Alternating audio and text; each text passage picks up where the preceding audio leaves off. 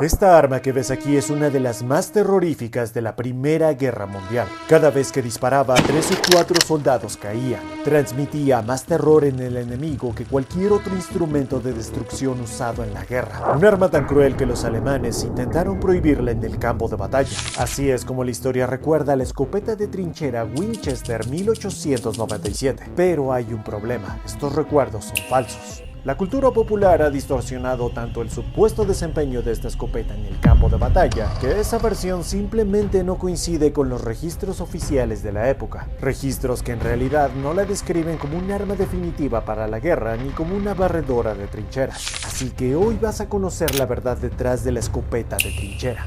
Yo soy Philip y ya lo sabes, estás en MISA. La primera posición en la que se indica al soldado es la de guardia. El objetivo del rifle es apunta directamente a la garganta de la otra persona. Para finales del siglo XIX, el uso de escopetas en el campo de batalla era extremadamente limitado. En el caso estadounidense se destinaba casi exclusivamente a dos funciones: la custodia de prisioneros y la caza. Una necesidad militar real en puestos aislados, especialmente en Alaska y Filipinas. Pero esto comenzó a cambiar con la llegada de la Winchester 1897, diseñada por John Moses Browning. A diferencia de otros diseños de su época, era más simple, más fiable y más cómoda de operar. Sin saberlo aún, este diseño terminaría convirtiéndose en la legendaria escopeta de trinchera. La 1897 se produjo inicialmente en calibres 12 y 16, con una capacidad de 5 cartuchos y con una característica inusual: no tenía desconector de gatillo. En otras palabras, manteniendo presionado el disparador y bombeando la corredera, la escopeta podía disparar de forma extremadamente rápida. Una función curiosa para el tiro deportivo, pero con implicaciones muy distintas en combate. Y esas implicaciones se harían evidentes muy pronto. Tan solo 2 años después de su lanzamiento, llegó por primera vez al campo de batalla durante la Guerra Filipino-Estadounidense. Un escenario brutal donde las tropas norteamericanas sufrían constantes emboscadas y ataques sorpresa por parte de los guerreros Moro en el denso entorno de la jungla. La respuesta a ese problema tuvo un nombre claro: la escopeta 1897. Una solución temporal pero devastadoramente efectiva a corta distancia. Se enviaron algunos cientos de unidades al frente, aunque varias fuentes coinciden en que no fueron más de 200 escopetas en total. Con un resultado claro en combate cercano, la 1897 funcionaba. Pero para el ejército de Estados Unidos no era un arma con futuro para estandarizarse. Por ello, el enfoque se desplazó hacia el desarrollo de cartuchos más potentes para pistolas.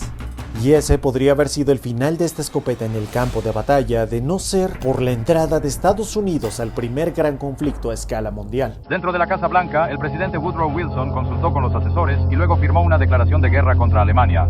Una guerra donde la tecnología del nuevo siglo se vio obligada a operar con tácticas del siglo pasado. El resultado fue un estancamiento brutal, kilómetros de trincheras y avances mínimos. Entrar a la trinchera enemiga era solo la mitad del problema, la otra mitad era sobrevivir dentro de ella. Para esta tarea específica se le sugirió al oficial y comandante de la Fuerza Expedicionaria Estadounidense, John J. Pershing, experimentar con el uso de escopetas que ya tenían destinadas para la vigilancia de prisioneros. Pershing dio visto bueno y aprobó que se diseñara un modelo específicamente adaptado para este tipo de combate. Así nació una variante pensada para el asalto cercano, que incorporaba una bayoneta montada para no dejar al soldado indefenso una vez se quedara sin munición. Un guardamanos de acero ventilado diseñado para evitar quemaduras tras una rápida sucesión de disparos. Un diseño intimidante, funcional y sin duda letal a corta distancia. Pero aquí es donde el relato de la escopeta barredora de trincheras comienza a desmoronarse.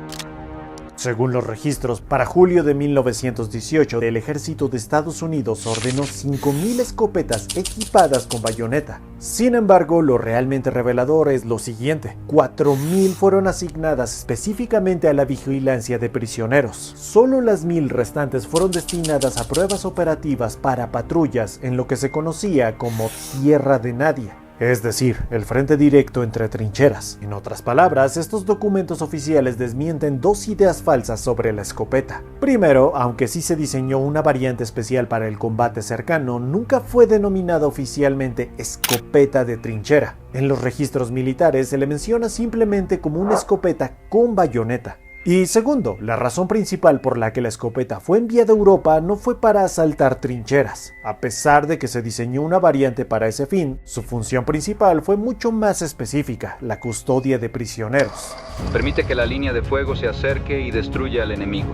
El guerrero bandido se dirige directamente a su oponente, un punto que le amenaza la garganta. Antes de que las escopetas llegaran de forma regular al frente, el ejército estadounidense decidió ponerlas a prueba en combate real. El objetivo era claro, determinar si realmente merecían una distribución más amplia. En los casos experimentales, la escopeta debía formar parte del equipo de trinchera, además del equipo de regular, y en ningún caso sustituir al rifle. Esto es fundamental porque significa que la escopeta no se entregaba como arma individual. La unidad la conservaba y la distribuía únicamente cuando la situación o la misión lo requería.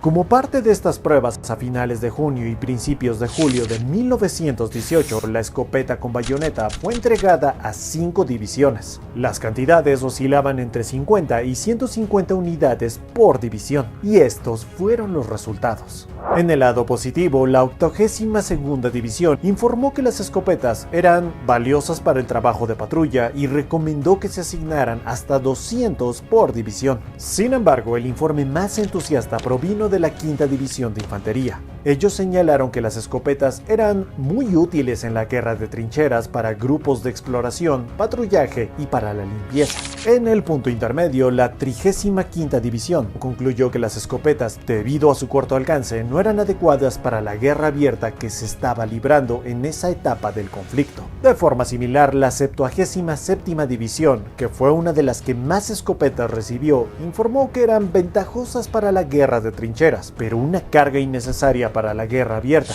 En el lado negativo, la 32ª División, conocida como Les Terribles, observó que las armas se usaban poco y que los hombres no las preferían, optando por el fusil. En las pruebas de campo de un regimiento de infantería, el balance fue aún más crudo. Los informes indicaban que los 12 hombres que portaban estas armas murieron o resultaron heridos. Aún así, el mismo informe reconocía que la escopeta es un arma excelente y que podía ser útil en combate cuerpo a cuerpo. En resumen, estos informes no niegan que la escopeta fuera efectiva en espacios cerrados, pero sí dejan claro que llegó tarde a un conflicto que ya se estaba transformando. Y esto desmonta directamente la versión más difundida. La idea de que la escopeta con bayoneta inundó los arsenales y trincheras estadounidenses tras demostrar una efectividad brutal. De hecho, un informe oficial concluyó que sumando las escopetas disponibles en Francia y Estados Unidos, ya existían suficientes armas para equipar a las 70 divisiones que se esperaba tener operativas. Ese mismo informe establece que cada división sería equipada con 100 escopetas. Y considerando que una división estadounidense contaba con aproximadamente 28,000 soldados, esto significa una escopeta por cada 280 soldados. Un dato que deja completamente claro que no se trataba de un arma común en el campo de batalla, que además enfrentaba problemas prácticos en el entorno de las trincheras. Tanto así que los propios informes recomendaban la adquisición de cartuchos con latón macizo, ya que los de papel tendían a hincharse o deformarse por la humedad extrema.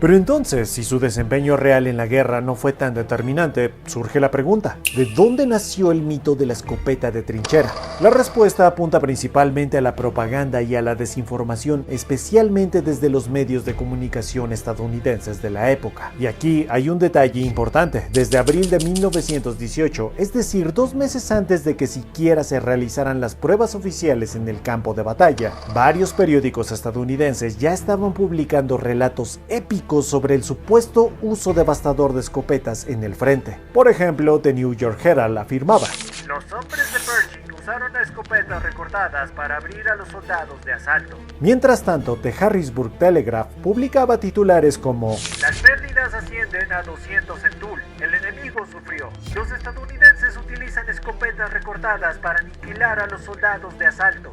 Relatos contundentes, dramáticos y sobre todo prematuros, porque en ese momento las escopetas aún no habían sido probadas formalmente en combate, y aunque el propio Departamento de Artillería aclaró que las escopetas habían sido adquiridas principalmente para la custodia de prisioneros, esa aclaración tuvo poco impacto. La mayoría de los periódicos ya habían construido una narrativa tan sólida, tan atractiva y tan útil para la moral de guerra que el mito quedó sembrado, modelando la imagen de la escopeta de trinchera como un arma legendaria. Pero entonces surge la gran pregunta: si la escopeta no fue usada de forma masiva, ¿por qué el gobierno alemán acusó a Estados Unidos de bárbaro por emplearlas? La protesta alemana incluía el siguiente argumento: está especialmente prohibido emplear armas, proyectiles o materiales calculados para causar sufrimientos innecesarios, tal como se define en la Convención de La Haya de 1907 sobre la guerra terrestre. Pero la cosa no quedó ahí. Alemania amenazó con ejecutar a cualquier soldado de infantería estadounidense que fuera sorprendido con una escopeta o con cartuchos de perdigones en su posesión.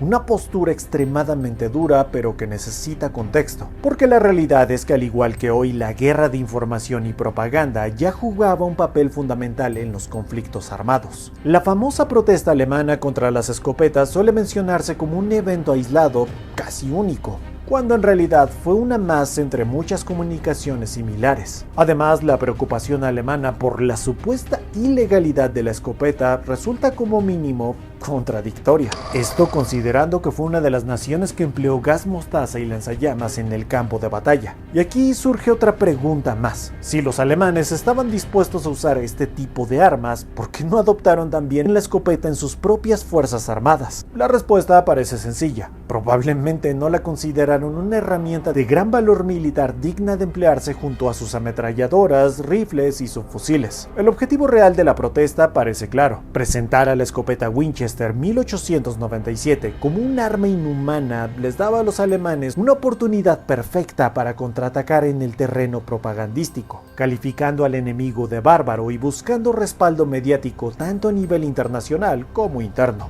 Y no, esto no fue exclusivo de Alemania. En la guerra todas las naciones jugaron esta carta en algún momento. Una estrategia que, por cierto, funcionó bastante bien, porque tras la protesta alemana, los medios estadounidenses no hicieron más que reforzar el mito. Quiero agradecer enormemente al portal American Rifleman y al canal CIR Arsenal, donde pude obtener gran parte de la información y documentos oficiales utilizados para realizar este video. Porque si bien existen muchas armas en la historia cuyas capacidades han sido exageradas, también existen armas infravaloradas, armas que sin duda son mucho más de lo que realmente se nos cuenta sobre ellas, tal como ocurrió con la carabina M1, durante años catalogada como un arma imprecisa y poco potente, y que sin embargo formó parte del arsenal con el que un soldado se enfrentó a 200 alemanes y 6 tanques. Si quieres conocer la verdadera historia de la M1, te dejo este video aquí. Yo soy Philip y esto fue MIS Army.